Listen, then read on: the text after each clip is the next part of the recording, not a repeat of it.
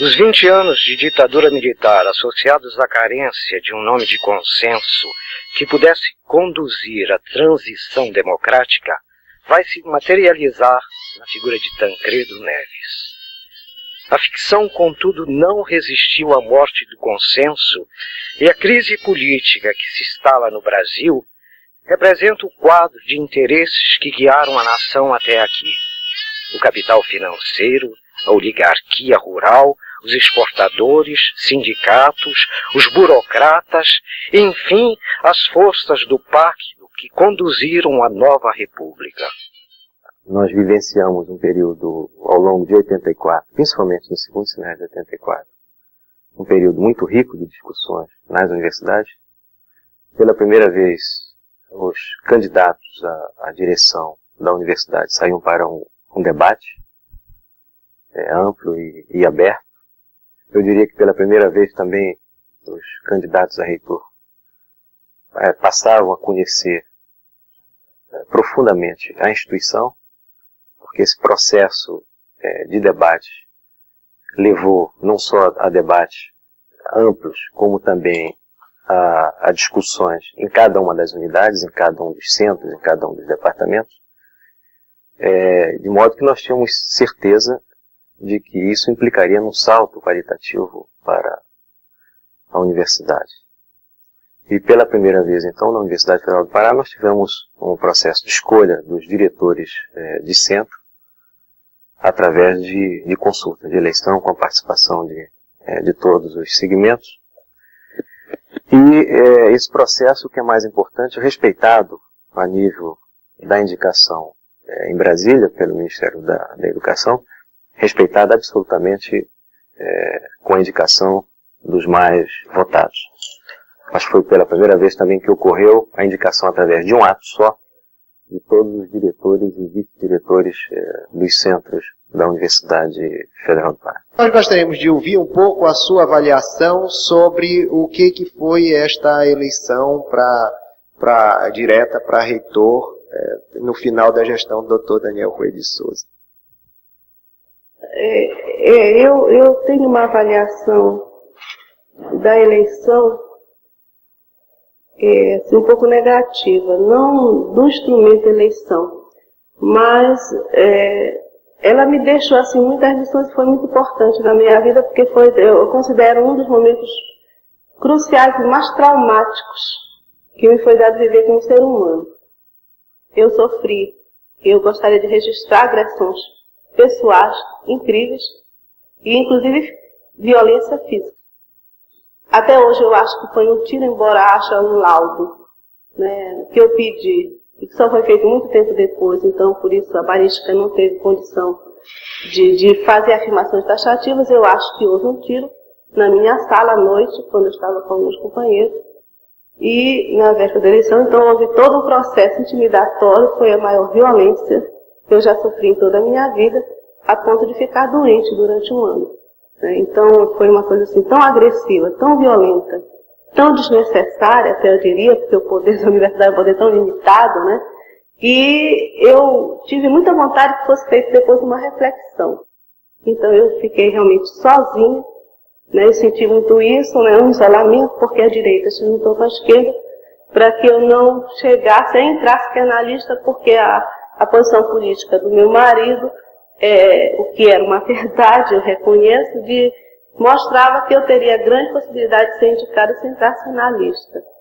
Né? Então isso levou a uma, de certa maneira, convergir a campanha política para me isolar, né, com esquemas inclusive montados a ponto de eu querer apenas discutir a minha proposta, e quando eu chegava no centro, e eu conseguia, né, a simpatia, né, discutindo os problemas com funcionários e professores, conseguia a simpatia de alguns, depois eu soube que simplesmente quando eu saía entrava um grupo para desfazer, né, o que eu tinha dito com agressões pessoais, inverdades, etc. Então, isso ficou assim muito... eu não tive condição de expressar nunca isso publicamente, mas acho que alguma coisa tem que ser feita assim, em termos de eleição, tem que ter alguma coisa mais, né, condizente com o fato de sermos uma instituição de ensino, sobretudo numa instituição de pesquisa, que lida com a suposta nata na vanguarda, pensamento dentro de um país. Esse testemunho eu gostaria de dar sem ressentimentos, mas eu acho que precisa ser registrado. E a tentativa que eu fiz de montar um grupo intercentros para refletir um pouco sobre a eleição, para deixar uma memória disso, não foi avante. Porque não havia assim, um interesse de se pensar isso. De modo que esta oportunidade que me está sendo dada agora é importante para dizer isso. E não pensem realmente que é ressentimento, porque eu considero essa experiência uma coisa assim, tão traumática, mas tão importante para mim, que me deu condições de assumir a Secretaria de Educação hoje. Quer dizer, me deu exatamente a dimensão, os limites. Eu realmente procurei pautar e escolher a equipe sem maiores pressões de ordem político-partidária.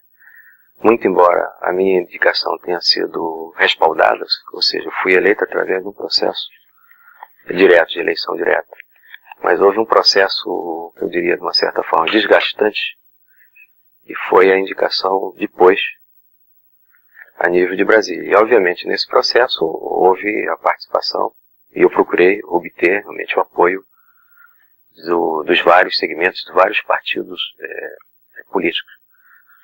Mas sempre deixando claro que a condução do processo dentro da universidade seria realmente do reitor e daquela equipe que havia elaborado uma proposta de trabalho.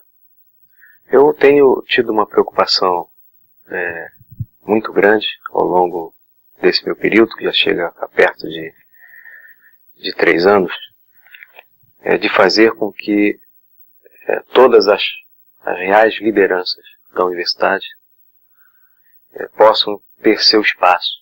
E é do conhecimento de todos que nessa fase, apesar de o ano de 84 e 85 ter representado uma mudança significativa a nível de procedimentos, ou seja, antes havia uma indicação a nível interno apenas pelo colégio eleitoral, e essas listas indicadas por Brasília sofriam, e todos sabemos na própria história da Universidade Federal do Pará, indicações que passavam fundamentalmente por um crivo político partidário, e aliás muitas vezes passando inclusive pela questão de segurança nacional. Nessa fase de transição, o que mudou foi o processo interno. Quer dizer, o processo passou a se dar nesse período, a partir de 84, não só na Universidade do Pará, como nas demais universidades, passou a se dar através de um processo de eleição. Mas o processo de indicação em Brasília ainda era feito utilizando-se os mesmos critérios, ou seja, critério realmente de consultas às lideranças, aos partidos políticos. Então eu diria que nós vivemos uma fase exatamente de transição. Quer dizer, o pêndulo primeiro acho que correu para um lado de autoritarismo, e eu diria que nós vivemos um momento onde o pêndulo correu para o lado oposto, e que se imagina que tudo se resolve através de eleição. A participação política requer maturidade. Os anos em que os militares estiveram no poder deixaram marcas profundas na universidade brasileira. Assim, o voto universal, tão almejado pela nação na escolha de seus dirigentes políticos, não pode ser o critério das eleições na universidade. É o conflito entre poder e conhecimento. A questão do voto universal a nível nacional, da Sindicato Nacional, é uma questão que eu digo já está superada. Já está superada por quê? Porque a posição nossa a nível nacional é mais ou menos pela paridade. A indicação é pela paridade. Por que nós somos contra o voto universal? Primeiro porque essa é uma reivindicação, eu acredito, de parte dos alunados. E aí eu acho que essa reivindicação dos alunos na questão do voto universal é basicamente, eu diria, de um desconhecimento do que é uma universidade. Do que existe dentro de uma universidade e como é que se daria o contexto da universidade dentro da sociedade como um todo. Eu acho que essa reivindicação do estudante, para mim, é equivocada. A universidade não dá para você fazer uma comparação da universidade com a sociedade civil, onde é permitido o voto universal. Eu acho que as universidades existem as suas peculiaridades. O que eu acho que está por trás disso ainda é a universidade criada, basicamente, com toda a sua decisão de poder ainda, sob a forma muito autoritária. E os estudantes acharem que, tendo o voto universal, vão conseguir quebrar esse autoritarismo. Eu acho que não é por aí a questão. A questão é, primeiro, democratizar os meios dentro da universidade. Democratizando esses meios da universidade, democratizando os conselhos superiores, democratizando os conselhos dos centros, democratizando as decisões de departamento de colegiado, eu acho que a questão do voto universal pelos estudantes fica totalmente sem defesa. Fica totalmente sem nenhum nexo dentro de um contexto maior que é a universidade e pela qual nós devemos conservar as decisões maiores na questão do ensino, da pesquisa de extensão. Eu acho que é uma visão equivocada. Basicamente, eu acho que a visão do estudante do voto universal é em função do projeto que existe de poder dentro da universidade, que é autoritário, mas a partir do momento que você quebrar todo esse autoritarismo da universidade, onde as decisões sejam tomadas de formas democráticas, eu acho que quebra a questão do voto universal também.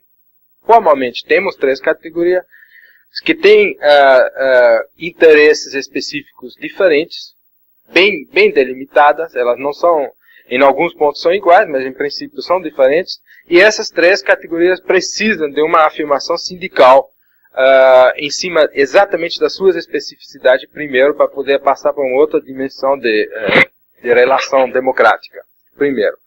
Mas a coisa mais simples, que mais óbvio, é a relação específica entre professor e estudante. Veja bem, professor e estudante têm uma relação mais ou menos 1 a 10, se não me engano. Né? Você tem 10 vezes mais estudantes do que professor.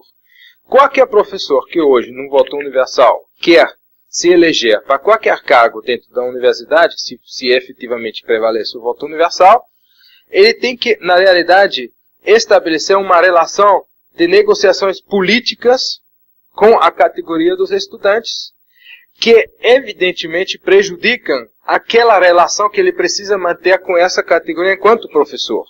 Como, por exemplo, se nós vejamos bem, aqueles professores que se elegeram para determinados cargos em consequência do voto universal, você não pode dizer hoje, e isso eu não tenho nenhum medo aqui de dizer, de que isso são os mais democráticos, os melhores, os mais competentes ou qualquer coisa pela natureza. Não. São aqueles que mais espertamente conseguiram negociar com uma categoria que define essa relação professor-aluno. Ela sofre, nesse processo eleitoral, ela sofre distorções muito graves. Muito graves. E hoje eu tenho a convicção disso, de que nas áreas onde o voto universal prevaleceu, houve um verdadeiro empobrecimento da qualidade dos quadros eleitos. A DUFPA, enquanto instituição, sempre foi contrária ao voto universal. O que nós achamos que, neste momento ainda, antes que se democratize efetivamente as estruturas da universidade, porque a democratização é apenas, digamos assim, uma festa dentro da universidade, mas não é efetivamente a democratização das estruturas do poder. As estruturas do poder continuam profundamente autoritárias. Então, nesse momento, o voto paritário ainda é a alternativa mais correta, mais coerente para se enfrentar essas coisas. É possível até que num futuro próximo, quando você estiver democratizar as estruturas da universidade, você pode ter outras formas até de escolha dos dirigentes, que não seja nem mesmo a questão do voto paritário.